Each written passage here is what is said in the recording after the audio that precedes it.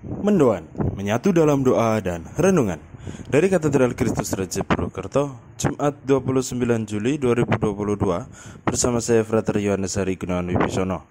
Saudari-saudara yang terkasih, mari bersama-sama kita renungkan sabda Tuhan hari ini dari Injil Yohanes bab 11 ayat 19 sampai dengan 27. Mari kita siapkan hati kita untuk berdoa. Dalam nama Bapa dan Putra dan Roh Kudus, amin.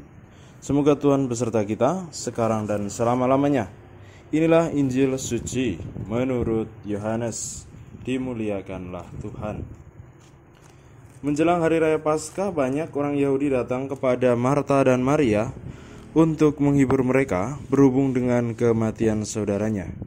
Ketika Marta mendengar bahwa Yesus datang, ia pergi mendapatkannya. Tetapi Maria tinggal di rumah. Maka kata Marta kepada Yesus, "Tuhan, sekiranya Engkau ada di sini, saudaraku pasti tidak mati.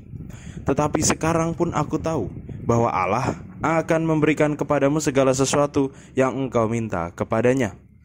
Kata Yesus kepada Marta, "Saudaramu akan bangkit." Kata Marta kepadanya, "Aku tahu bahwa ia akan bangkit pada waktu orang-orang bangkit pada akhir zaman." Jawab Yesus, "Akulah kebangkitan dan hidup. Barang siapa percaya kepadaku, ia akan hidup walaupun sudah mati. Dan setiap orang yang hidup serta percaya kepadaku tidak akan mati selama-lamanya. Percayakah engkau akan hal ini?" Jawab Marta, "Ya Tuhan, aku percaya bahwa Engkaulah Mesias, Anak Allah, Dia yang akan datang ke dalam dunia." Demikianlah sabda Tuhan. Terpujilah Kristus. Saudari-saudara yang terkasih, pada hari ini kita memperingati peringatan wajib Santa Marta, Maria, dan Lazarus. Tiga tokoh ini merupakan tokoh yang menggambarkan bagaimana sesungguhnya hospitalitas, bagaimana sikap untuk menerima tamu itu menjadi teladan yang utama. Marta juga dalam hal ini memberikan teladan melalui sabda Tuhan yang baru saja kita dengarkan. Marta memberikan teladan bagaimana sesungguhnya mungkin sikap manusiawi kita sering membuat kita menyangsikan atau tidak percaya terhadap apa yang menjadi kehendak Bapa. Akan tetapi sesungguhnya itulah gambaran realistis kita, bahwa seringkali ketika kita berjumpa dengan pengalaman yang tidak menyenangkan, yang tidak kita duga, yang tidak kita kehendaki, kita memiliki sikap untuk resisten, memiliki sikap untuk menolak, memiliki sikap untuk kemudian mencari jawaban atas persoalan yang kita alami, mencari pembenaran atas apa yang telah kita lalui, agar sesungguhnya apa yang kita alami itu seharusnya tidak terjadi. Namun justru itulah yang harus kita lalui. Proses untuk resistensi, proses untuk bertanya, itu merupakan proses bagaimana kita akhirnya mendalami sungguh iman kita, mendalami sungguh bagaimana Allah menyapa kita, mendalami sungguh bagaimana kita menerima pengalaman kasih dari Allah sendiri.